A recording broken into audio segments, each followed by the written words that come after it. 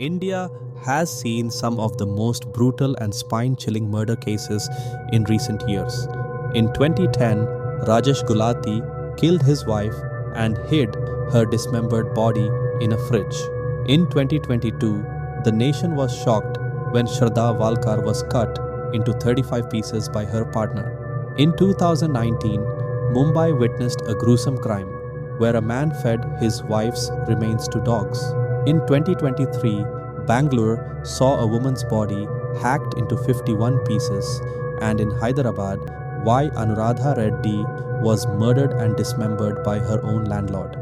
But none of these crimes compare to what happened in Hyderabad in January 2025, a case so disturbing, so graphic, that it redefines the depths of human cruelty.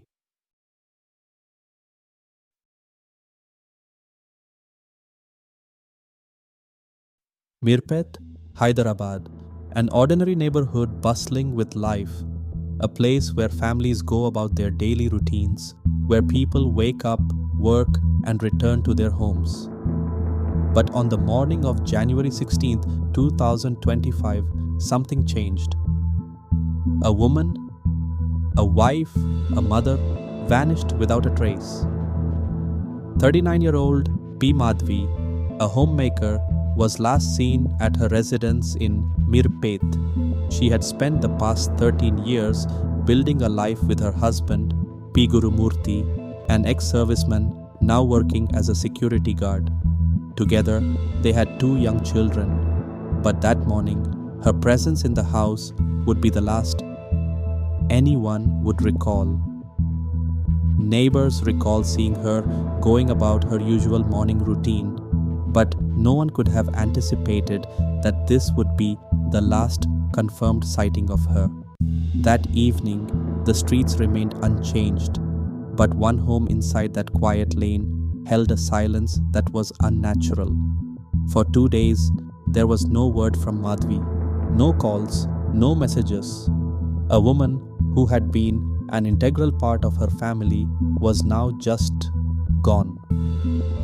On January 18, 2025, her parents, growing increasingly worried, along with her husband, walked into the Meerpet police station to file a missing persons report. According to her husband, Gurumurthy, the last time he saw Madhavi, they had argued that morning. He claimed she had left home abruptly in a fit of rage and never returned. But there were questions that would soon cast doubt on his words. Where did Madhavi go? Why hadn't anyone seen her leave? And why did her husband wait 2 days before reporting her missing?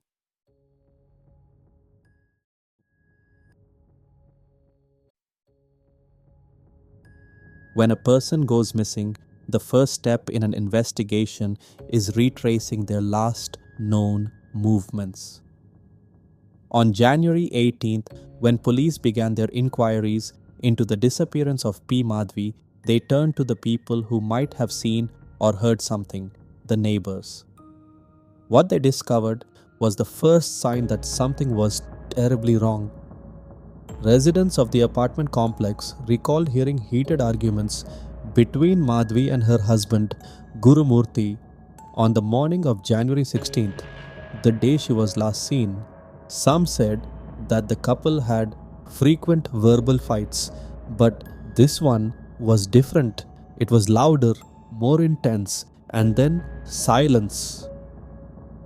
It was unusual. Madhavi was often seen stepping out, whether to run errands, visit a neighbor, or simply take a breath of fresh air. But that day, no one saw her leave the second-floor apartment. It was as if she had vanished into thin air. With no immediate leads, police turned to one of their most reliable tools, CCTV cameras. They carefully examined security footage from the surrounding area, searching for any sign of whereabouts after the morning of January 16th. And then, the moment that changed everything. The footage showed Madhavi returning home the night before her disappearance. But as investigators combed through the next hours, one detail became alarmingly clear. She was never seen leaving. If she had left, the cameras would have captured her. But there was nothing. The entrance was the only way in and out, and yet Madhavi never stepped outside. The police now had their first glaring contradiction. Gurumurthy had insisted that Madhavi left home after an argument, but the CCTV footage proved otherwise. This inconsistency raised immediate concerns. With no visible exit and no trace of her in the neighborhood, investigators now had reason to dig deeper. This was no longer just a case of a missing person, it was something far more sinister. For 5 days, police interrogated P. Gurumurthy, the man who last saw his wife alive. He denied any involvement. He insisted that she had walked out after an argument. But as the walls started closing in, the truth didn't come from him. It came from someone else. On January 21st, Madhavi's uncle walked into the Meerpet police station with information that changed the entire course of the investigation. He had spoken directly to Gurumurthy, who had admitted to killing his wife. It was no longer a missing persons case. It was murder. With no room left to hide, Gurumurthy finally confessed. He described in chilling detail the events of January 16th, the day Madhavi disappeared. That morning, an argument between the couple turned violent. In a fit of rage, Gurumurthy smashed Madhavi's head against the wall. The impact left her unconscious. But what he did next was deliberate, calculated, and beyond comprehension. As she lay there, motionless, he sat on her chest and strangled her to death. The house fell silent. And then he began planning how to make her disappear forever. Gurumurthy dragged Madhavi's body into the bathroom and retrieved a kitchen knife. Methodically, he began cutting her apart, piece by piece. He started with her legs, then her hands, then her head. The brutality was unimaginable. Once the body was in pieces, Gurumurthy prepared to erase all evidence. He retrieved an old water heater, filled it with water, and turned it on. One by one, he dropped the body parts into the scalding water, boiling them in an attempt to break them down. But boiling alone wasn't enough. He needed to make sure nothing was left. From boiling water, he moved the remains to a gas stove where he burned the boiled flesh for hours directly on flame. The house, filled with the overpowering stench, became a furnace of destruction. When the fire had done its job, he took a pestle and a rock grinder to crush the remaining bones into fine powder. He was meticulous, ensuring there would be no physical evidence left behind. By evening, his work was done. At 6 p.m., he collected the remains into an old paint bucket, carefully sealing what was left of his wife's body. He placed it on the front of his motorbike, as if it were just another errand. He rode towards Jilalaguda Lake, and under the cover of darkness, he dumped what remained of Madhavi into the water, believing he had wiped away all traces of his crime. At first glance, the tragedy seemed to be the result of an argument gone too far, a crime of passion. But as investigators dug deeper, the truth revealed something far more sinister. This was not an act of rage. It was a premeditated, calculated murder. The main trigger for the crime was a domestic dispute that had been simmering for years. Madhavi wanted to visit her native place for the Sankranti festival, but her husband, Gurumurthy, strongly opposed it. He had long-standing conflicts with her family and refused to let her go. At first, Gurumurthy told police that the fight escalated in the heat of the moment, leading to an impulsive act of violence.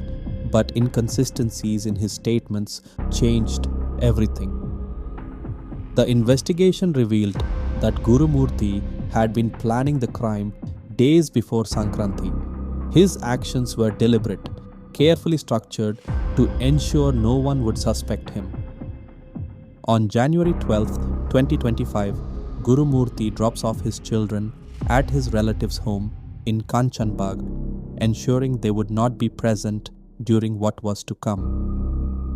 Again, on January 13th, he and his wife visits them again due to Sankaranti festival. On January 15th, he convinces Madhavi to stay at home, telling her that their relatives would take good care of the kids. January 16th, Gurumurthy initiates multiple arguments on purpose, randomly instigating fights to escalate the tension. As planned, he physically assaults her, smashing her head against the wall. When she falls unconscious, he sits on her chest and strangles her to death. With his children out of the house, he had the time and space to execute his plan without interruptions, but he had another problem: the smell of decomposition. To cover up the foul stench, he killed his own pet dog. He did this in advance so that if neighbors noticed an odor, he could blame it on the animal's death. By late afternoon, the entire apartment began to reek. A next-door tenant who had left for some festival-related work that day returned in the evening and noticed the unusual stench. At first, he assumed it was someone cooking meat due to the festival celebrations. But when the truth came out, he was horrified. But no crime is ever perfect. Despite his efforts to erase all evidence, forensic teams and investigative officers would soon uncover the chilling truth. Despite Gurumurthy's efforts to clean up the crime scene, forensic science would tell a different story. Investigators arrived at the apartment using infrared technology.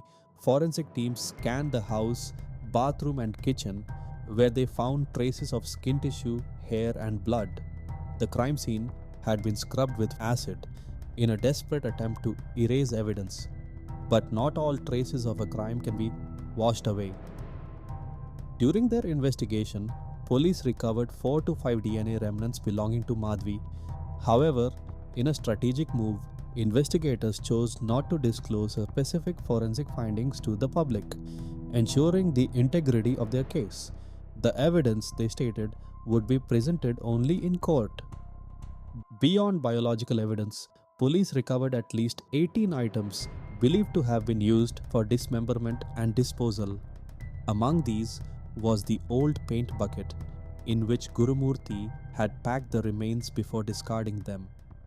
Investigators documented every item, ensuring a meticulous forensic trail that would hold up in court.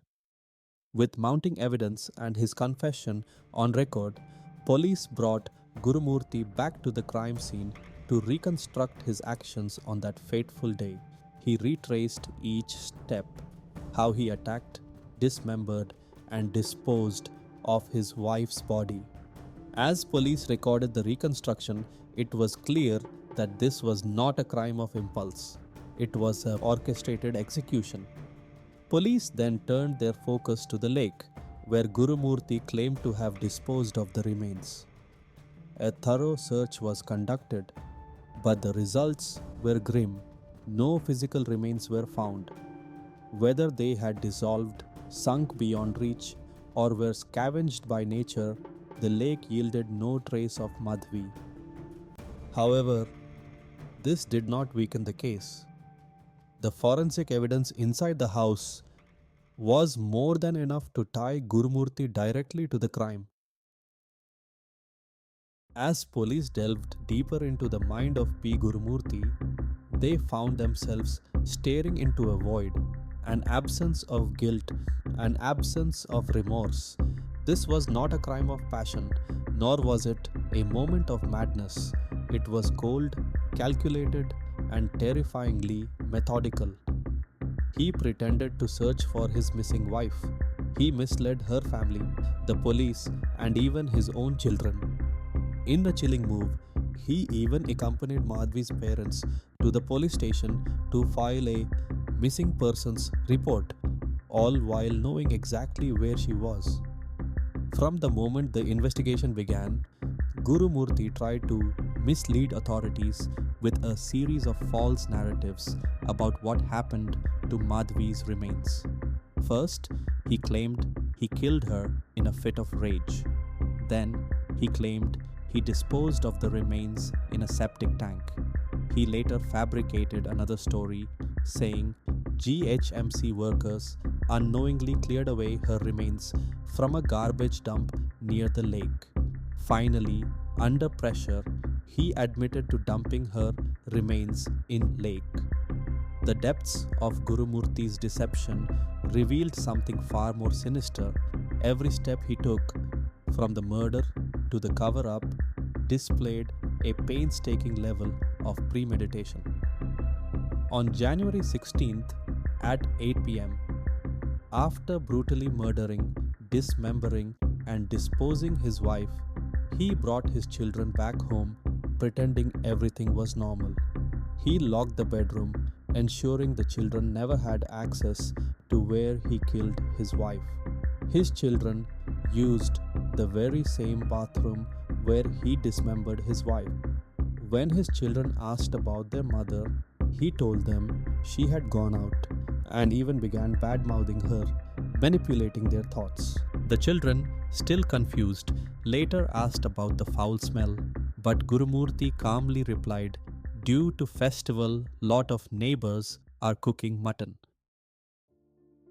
There was no panic, no remorse, only careful execution of his plan. When police finally confronted him with the truth, he did not break down, he did not apologize. Instead, when asked how he managed to commit such an unspeakable act, his response was chillingly simple. "She was short in height, so I just cut her into pieces." Those were his words. No hesitation, no guilt. Gurumurthy was no stranger to discipline. He had served 15 years in the Indian Army and was currently employed as a security guard at DRDO. The brutality of this case shook even the most experienced investigators. The Commissioner of Police described it as a కిరాతకమైన rarest of the rare ఒక case. రేర్స్ of rare వేలో ఈ behaved with his wife. There is no way you can kill like this. On 30th of January 2025, P. Gurumurthy was formally produced before the LB Nagar court. During the argument stage, the real shock came when Gurumurthy chose to defend himself. Standing before the magistrate, Gurumurthy made an unexpected declaration. He would argue his own case, exercising his rights under the BNSS. He rejected legal counsel, insisting that he could defend himself better than any lawyer. His confidence was unsettling, considering the overwhelming forensic and technical evidence stacked against him, one marked by barbaric brutality and absolute lack of remorse. With Gurumurthy now facing charges under sections 103 of 1, murder, 238, destruction of evidence, and 85, cruelty by husband of the BNS Act, the legal battle for justice had officially begun. As the investigation progressed, multiple theories regarding Gurumurthy's motive began circulating in the media. While the case remains ongoing, authorities have yet to confirm a singular motive behind this heinous act. The strongest and most credible motive comes from a long-standing family dispute between Gurumurthy and Madhavi's relatives. This theory aligns with concrete police findings, making it the most credible among all circulating motives. During police questioning, Gurumurthy allegedly suggested that he suspected Madhavi of having an affair. However, investigators found no evidence to support this claim. Some believe he may have used this as an excuse to justify his actions, but there is no factual basis to confirm it. On the other hand, investigators uncovered that Gurumurthy himself was allegedly involved in an affair with a woman from his family circle. Police have not yet determined whether it played a direct role in his motive to commit murder. One of the most alarming revelations was the possibility of family members assisting Gurumurthy. Police suspect that 3 individuals from his close circle may have helped him cover up the crime. Investigators are currently examining whether they were involved in destroying evidence or misleading authorities. However, their role has yet to be officially confirmed. Until the case reaches its final verdict, we do not have complete clarity on which of these motives fully align with the crime. The Meerpet murder case is more than just a crime. It is a terrifying glimpse into the brutality that can lurk behind ordinary lives. A man once trusted as a soldier became a ruthless killer, fooling everyone around him. But no crime is without traces, and through relentless investigation and forensic scrutiny, the truth emerged. As the legal battle continues, one question lingers. Will justice truly match the horror of the crime? Only time will decide.